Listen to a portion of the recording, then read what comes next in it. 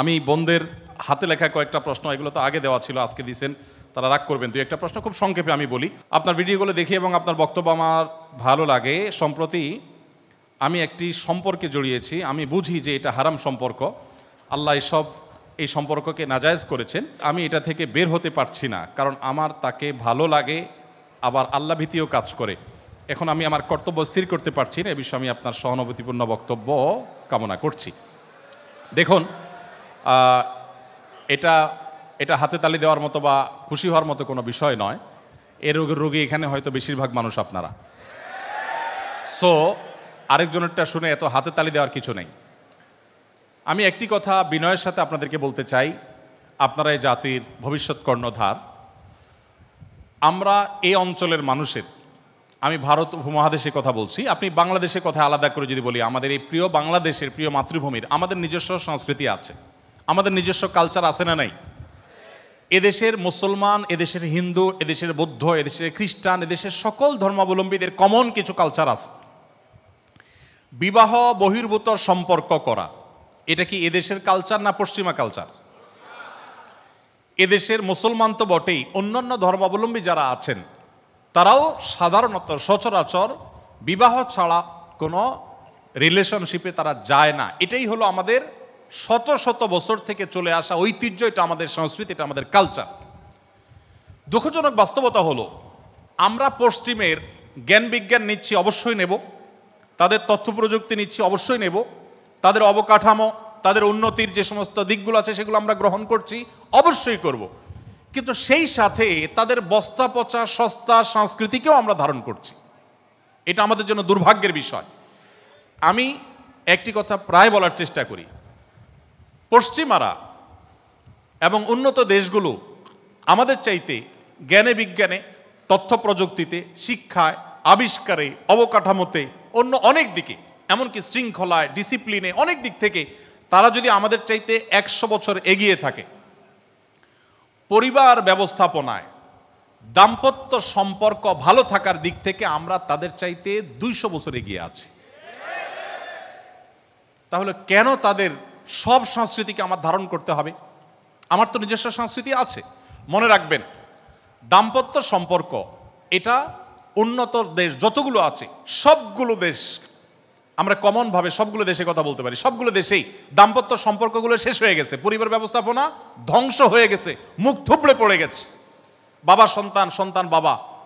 আমাদের এই সমাজে যতটা একজন অন্যজনকে অনুভব করে, আমাদের এখানে আমরা সন্তানরা বাবা মাকে যতটা ভালোবাসি, বাবা মা সন্তানকে যতটা ভালোবাসেন, ওরা এতটা কল্পনাও করতে পারে না। তথাকথিত ব্যক্তি স্বাধীনতার নাম দিয়ে তারা এমন একটা পর্যায়ে চলে গেছে যে তাদের এই জায়গাগুলো ভেঙে খান খান হয়ে গেছে। এই জায়গাগুলোতে তারা মিসকিন আমাদের কাছে, আমরা সব দিক থেকে মিসকিন থাকতে পারি, এই জায়গাতে আমরা তাদের চাইতে ভালো আছি।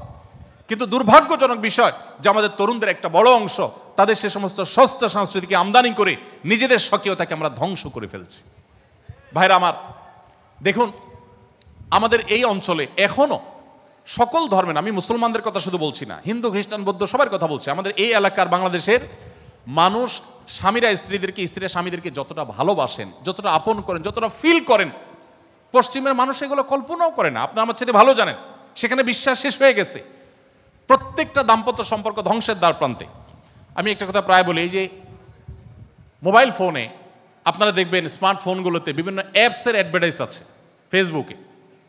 এই অ্যাডভার্টাইজগুলোতে একটা কমন অ্যাডভার্টাইজ বারবার চোখে পড়ে, সেটা হলো যে হয়তো হাজব্যান্ড কিংবা ওয়াইফ বাসার সোফায় হয়তো ঘুমিয়ে পড়েছেন, মোবাইলটা হাতের মধ্যে, তখন তার সঙ্গী তিনি চেষ্টা করেন মোবাইলটার লক খুলবার জন্য, কিন্তু লক খুলতে পারে না, কারণ ওই অ্যাপের কেরামতি, যে অ্যাপ এমনভাবে ওইটাকে লক করে ফেলছে যে কোনো কেরামতি করে আঙ্গুলে ছাপ দিয়েও ঘুমন্ত স্বামীর বা ঘুমন্ত স্ত্রীর মোবাইলের লক খুলতে পারছে না। এই অ্যাডভার্টাইজটার মিনিংটা কি আমাকে বলবেন? এটা তো একটা মিনিং আছে। অ্যাডভার্টাইজটার মিনিংটা কি? এটার মিনিং হলো আপনারা আপনাদের স্বামী এবং স্ত্রীর কাছ থেকে আপনাদের যত অবৈধ সম্পর্ক আছে, মেসেঞ্জারে 2 নাম্বারই আছে, এগুলা লুকাবার জন্য আমাদের এই অ্যাপটা আজই কিনে ফেলুন। এটা না বার্তা? তো তাদের সংস্কৃতি আপনি ধারণ করছেন।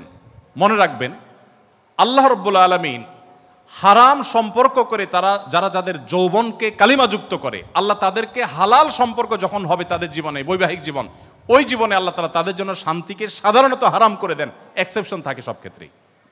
আপনি দেখবেন যারা যৌবনকালে যত্রতত্র অবৈধ রিলেশন করে বেরিয়েছে, এই মানুষগুলো দাম্পত্য জীবনে সুখী হয় না। আমি একটা কথা প্রায় বলি, টেলিভিশন স্ক্রিনে যারা আপনাদেরকে সারাক্ষণ প্রেমের অভিনয় করে করে দেখায়, নাটকের মাধ্যমে, সিনেমার মাধ্যমে সারাক্ষণ দেখায় কিভাবে প্রেমকে তুমি জয় করতে হবে, তোমার বাবার বিরুদ্ধে জিহাদ করে, মায়ের বিরুদ্ধে সংগ্রাম করে, সমাজের বিরুদ্ধে গিয়ে, ধর্মের ঊর্ধ্বে উঠে তোমার প্রেমকে জয় করতে হবে, এই ট্রেনিং যারা সারাক্ষণ আপনাকে দেয়, জীবনে ভালোবাসার দুর্ভিক্ষ তাদের জীবনে সবচেয়ে বেশি।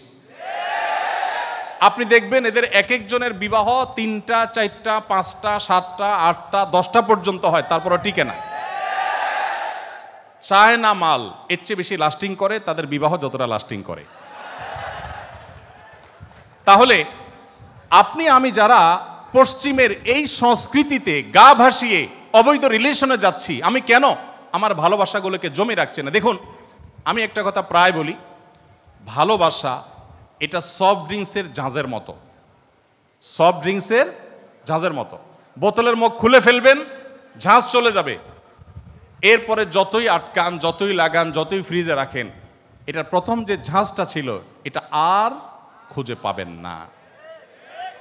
রাস্তাঘাটে, অলিতে গলিতে, ক্লাসরুমে, রেস্টুরেন্টে, জায়গায় অজাগায় আল্লাহর দেয়া পবিত্র ভালোবাসাকে অজাগায় কুজাগায় ব্যয় করে যখন ঝাঁজ শেষ করে ফেলবেন, বিবাহ করার পর বৈধ সম্পর্ক যখন আসবে, দেখবেন ভালোবাসার পুঁজিতে টান পড়েছে।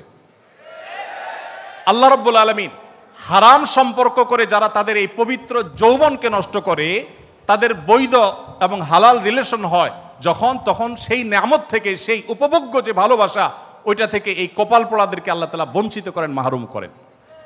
আমি একটা কথা সব সময় বলি, দেখুন আমাদের বাপ চাচারা যারা ছিলেন, বাপ চাচারা আগের জেনারেশন, তাদের দেখবেন এত ভালোবাসা বাসেন। বৃদ্ধ চাচা যদি পান, আমি বিভিন্ন মাহফিলে গেলে মুরব্বীদেরকে বিভিন্ন সময় জিজ্ঞাসা করি, চাচারা দেখবেন চাচিকে এত ফিল করে, এত ভালোবাসে। এখানে দু একজন চাচার চেহারা আমি দেখতে পাচ্ছি, সময় না আমি সেদিকে যাব না। এত ভালোবাসেন যে চাচিকে ছাড়া চাচা কিচ্ছু চিন্তা করেন না। আপনি যদি কোনো বৃদ্ধ চাচাকে বলেন, চাচা আমি দেখছি চাচি মোবাইলে যেন কার সাথে কথা বলতেছে, সন্দেহজনক, আপনি একটু খেয়াল রাখেন। কি আশা করেন চাচার কাছ থেকে? রিপ্লাই কি আশা করেন বলেন তো? যত জোর আছে শরীরের সকল শক্তি সঞ্চয় করে একটা থাপ্পড়, ঠিক না বেঠিক? বেয়াদব বলে কি, পাগল নাকি? কল্পনাই করতে পারে না চাচা যে চাচি এই কাম করতে পারে। বাট একজন ইয়াং নতুন বিয়ে করেছে, তাকে যদি আপনি বলেন ভাই মনে কিছু করেন না, ভাবি কার সাথে জানে চ্যাটিং করতেছে আমি দেখছি, আপনি খেয়াল রাখেন, তাহলে এই যুবক একটু হলেও চিন্তা করবে, হলেও হতে পারে, দেখি তাহলে মোবাইলটা চেক করতে হবে, খেয়াল রাখি। তাহলে তার মানে কি দাঁড়ালো? এই যে জেনারেশনের মধ্যে গ্যাপ তৈরি হয়েছে, আমার আগের জেনারেশন তাদের পারিবারিক জীবনে, তাদের দাম্পত্য জীবনে অনেক সুখী, কিন্তু আমার বর্তমান জেনারেশন সুখী না। পার্থক্যটা কোথায় হয়েছে? তারা তাদের সমস্ত ভালোবাসাগুলোকে জমিয়ে রেখেছে স্বামী স্ত্রী পরস্পরের জন্য, আর আমাদের যত্রতত্র ভালোবাসা বিলানোর এক মহা উৎসব চলছে। আমরা আশা করি আবার আমাদের দাম্পত্য জীবন সুখী হবে। অসম্ভব। কেন ঘরে ঘরে দাম্পত্য কলহ চলছে? কেন বিবাহ বিচ্ছেদের হার? আপনি গুগল করেন বাংলাদেশে বিবাহ বিচ্ছেদের হার কতটুকু। আমি বিভিন্ন মাহফিলে গেলে সেখানকার স্থানীয় চেয়ারম্যান বা যারা জনপ্রতিনিধি জিজ্ঞেস করার চেষ্টা করি। এক চেয়ারম্যান আমাকে বলেছেন, ভাই আমি চেয়ারম্যান হওয়ার পরে বিসমিল্লাহ করেছি বিবাহ বিচ্ছেদের বিচার দিয়া। আমার খুব দুঃখ লাগলো যে এত বিচার মারামারি কাটাকাটি আছে, আমার বিসমিল্লাহ হয়েছে কি দিয়া? বিচ্ছেদের বিচার দিয়া। স্বামী স্ত্রী কলহ, ঘরে ঘরে কলহ। মনে রাখবেন, হারামে আরাম নাই। যে সমস্ত ভাইয়েরা, যে সমস্ত বোনেরা আপনারা চান আল্লাহর জন্য নিজেদের ভালোবাসাগুলোকে জমিয়ে রাখতে, আল্লাহ তাআলা আপনাদেরকে প্রকৃত সুখ দাম্পত্য জীবনে দিবেন। আর তা না হলে যতখানি চরিত্র নষ্ট করবেন ততখানি কলায় গণ্ডে বুঝে পাবেন আপনার দাম্পত্য জীবনে। মাইন্ড ইট, মনে রাখবেন এটা। আল্লাহ তাআলা আমাদের ঠিক ঠিক বলা যুবকদের চরিত্রকে হেফাজত রাখার তৌফিক দান করুন। আমাদের সবার চরিত্রকে ফুলের মতো আল্লাহ তাআলা পবিত্র রাখার তৌফিক দান করুন। মনে রাখবেন, যুবক দুই প্রকার, একটা টাইট যুবক আর একটা ঢিলা যুবক। ঢিলা যুবক বুঝেন? কোথাও একটা সুন্দরী নারী দেখেছে, ওখানে সে কাত হয়ে গেছে, ওখানে সে ডাইরেক্ট হয়ে গেছে, সে ওখানে ফেল করেছে, পাগল পড়া হয়ে গেছে, তার পিছে চলে গেছে। এই অবৈধ সম্পর্ককে ঘিরে যত গান তৈরি হয়েছে, অন্যান্য ভাষার কথা জানি না, বাংলা ভাষায় যত গান তৈরি হয়েছে, তথাকথিত প্রেম, প্রেম শব্দটাকেই নাপাক করে ফেলা হয়েছে। প্রেম তো খুব ভালো একটা শব্দ, কিন্তু এটা যত অবৈধ জায়গায়, 2 নম্বর গলি গালিতে চিপা চাপা যে অবৈধ কর্মে, সেখানে প্রেম লাগাইছে। এই অবৈধ প্রেম বা বিবাহ বহির্ভূত ভালোবাসাকে ঘিরে যত গান তৈরি হয়েছে, আপনি দেখবেন এসব গানগুলোর কথামালাই হলো জ্বলে গেল রে, পুড়ে গেল রে, শেষ হয়ে গেল রে, বাঁচাতে পারবে না কেউ, শেষ হয়ে যাব, মরে যাব। আসলে এই কপাল পড়া শেষ হয়ে যাবে, ওর লাইফ শেষ, ওর জীবনটা এমনি টানা টানা হয়ে যাবে, অটোমেটিক টানা টানা হয়ে যাবে। এই জন্য আমি আপনাদেরকে উদাত্ত আহ্বান করি, ঠিক ঠিক বলার চাইতে প্রতিজ্ঞা করেন। নবী সাল্লাল্লাহু আলাইহি সাল্লাম বলেছেন, যে যুবক কোন মেয়ে তাকে অফার করেছে অবৈধ সম্পর্কে, যে যুবতী কোন ছেলে সুদর্শন কোন সুপুরুষ তাকে অফার করেছে হারাম রিলেশনের জন্য, অ্যাজ এ মুসলিম আল্লাহর সামনে তার যৌবন সম্পর্কে জিজ্ঞাসিত হতে হবে। সেই জব দিয়ে তার বোধ থেকে সে যদি বলে, ইন্নী আখাফুল্লাহ, আমি আল্লাহকে ভয় করি, আমি আমার এই যৌবনকে কালিমাযুক্ত করতে চাই না, সে যদি নিজেকে সেভ করে রাখতে পারে, আল্লাহ নবী সাল্লাল্লাহু আলাইহি সাল্লাম বলেছেন, কিয়ামতের ভয়াবহতম দিনে দুর্বিষহ পরিস্থিতিতে সবাই যখন নাজেহাল থাকবে, ওই সময় এই যুবককে আল্লাহ তাআলা আরশের নিচে ভিআইপি প্যান্ডেলে বিশেষভাবে মর্যাদা দিবেন, স্থান দিবেন। আমরা সবাই চেষ্টা করব তো ইনশাআল্লাহ। মনে রাখবেন, আমাদের এই যৌবন সম্পর্কে আল্লাহ আলাদা করে প্রশ্ন করবেন, কি করেছো তুমি যৌবনে? বেশিরভাগ যুবক ভাইরা মনে করেন, আরে বহুত বয়স পড়ে রয়েছে, এখনো বুড়ো বয়সে গিয়ে হজ করবো, ওমরা করবো, তবলিগে যাবো, পীরের মুরিদ হবো, দাড়ি টুপি লাগাবো, ভালো হয়ে যাব। আল্লাহ তাআলার কাছে এটার ভ্যালু নাই। আল্লাহ কোরআন হাদিসে কোথাও এটা বলা হয় নাই। আল্লাহ জিজ্ঞাসা করবেন যে তুমি 40-এর পরে কি করেছো, তুমি শৈশবে কি করেছো। আল্লাহ জিজ্ঞাসা করবেন, ওয়ান শাবাবিহি ফিমা আবলাহ, তোমার যৌবনে কি করেছো এটা বলো, এটা আল্লাহ জানতে চাইবেন। অতএব আমাদের তারুণ্যকে হেফাজত করতে হবে। মুসলিম যুবক হিসাবে আমি আপনাকে বলতে চাই, খালিদ বিন ওয়ালিদের সন্তান, ওমর ইবনুল খাত্তাবের সন্তান, আবু বকর ওমরের সন্তান, আলী রাদিয়াল্লাহু তাআলা আনহুর আদর্শের সন্তান হিসেবে আপনার যৌবনকে এই সমস্ত নোংরামের পেছনে বিলানোটা মানায় না।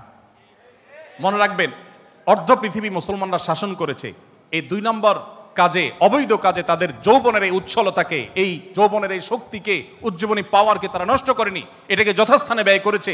আপনি আপনার পড়াশোনায়, আপনার অধ্যবসায়, আপনার জ্ঞান বিজ্ঞান চর্চায়, আপনার কাজে আপনি মনোযোগী হন, আপনি সিরিয়াস হন, আপনি দেশ জাতি মুসলিম মিল্লাতের মুখকে উজ্জ্বল করেন, আপনি মাথা উঁচু করে দাঁড়াতে আমাদেরকে শেখান, আপনি আপনার শক্তিকে সৎ কাজে ব্যবহার করেন। এই ভাবালুতার একটা জায়গা আসবে, বৈধ সময় আসবে, সেজন্য অপেক্ষা করেন। যিনি প্রশ্ন করেছেন তিনি লিখেছেন যে আমি আল্লাহর ভয় থেকে ফিরে আসতে চাই তাকে রেখে, বাট তাকে মিস করি। হ্যাঁ, এটা যৌবনের ভ্রম, এটা যৌবনের ভ্রম। এ বয়সে সবারই কম বেশি এই ধরনের শয়তান তার মনকে আকৃষ্ট করে, আগ্রহী করে তোলে।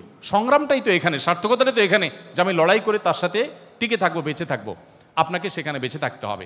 আমি একটা কথা বলে শেষ করবো, আর কোনো প্রশ্ন উত্তরে যাবো না, অনেক সময় হয়ে গেছে।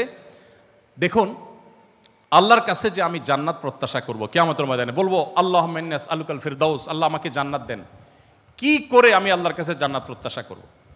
আপনি একজনকে অবৈধভাবে ভালোবাসেন, বিবাহ বহির্ভূত সম্পর্ক তার সাথে হয়ে গেছে, আপনি আল্লাহর জন্য যদি তাকে ত্যাগ করতে পারেন, কষ্ট হচ্ছে, জীবন চলে যাবে, তারপরও তার নাম্বার ডিলিট করে ফেললেন, ব্লক করে ফেললেন, একেবারে এমনভাবে আপনি তার থেকে বিচ্ছিন্ন হয়ে গেলেন, কোনোভাবে যাতে আপনাকে শয়তান সে পথে আর নিতে না পারে। এই যে আপনি একটা বড় ধরনের ডিসিশন নিয়েছেন, এক্ষেত্রে আল্লাহকে আপনি বলতে পারেন, আল্লাহ তোমার ভয়ে আমি এই স্যাক্রিফাইস করেছি, অনেক কষ্ট হয়েছে, তাহলে আপনি জান্নাত আশা করতে পারেন।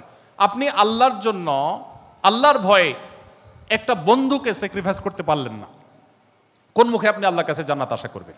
অতএব এক্ষেত্রে প্রয়োজন হলো সংগ্রামী সিদ্ধান্ত গ্রহণ করার। এক্ষেত্রে আবার আরেকটা প্রশ্ন আছে, অনেক যুবক জিজ্ঞেস করে যে আমি তো আমার যে হারাম সম্পর্কের সঙ্গীকে প্রতিশ্রুতি দিয়েছি যে না তোমার হাত ছেড়ে আমি কোনোদিন যাব না, তো এই যে ওয়াদার খেলাফ হবে, এটার কি হবে? তো এটার উত্তর হলো, আপনারা সবাই জানেন, ইল্লিগাল, অনৈতিক, অবৈধ কোনো প্রতিশ্রুতি রক্ষা করা শরিয়া বা কোনো বিবেচনায় আবশ্যক না। একজন খুনিকে যদি আপনি কথা দেন যে তোমার সাথে কথা দিলাম, তুমি যখন খুন করতে যাবে আমি তোমার সহযোগিতা করব, এই প্রতিশ্রুতি রক্ষা করা কি আবশ্যক না ভঙ্গ করা আবশ্যক? তাহলে আপনার অবৈধ রিলেশনের প্রতিশ্রুতিও ভঙ্গ করা আবশ্যক। আল্লাহ তাআলা আমাদের সবাইকে তৌফিক দান করুন।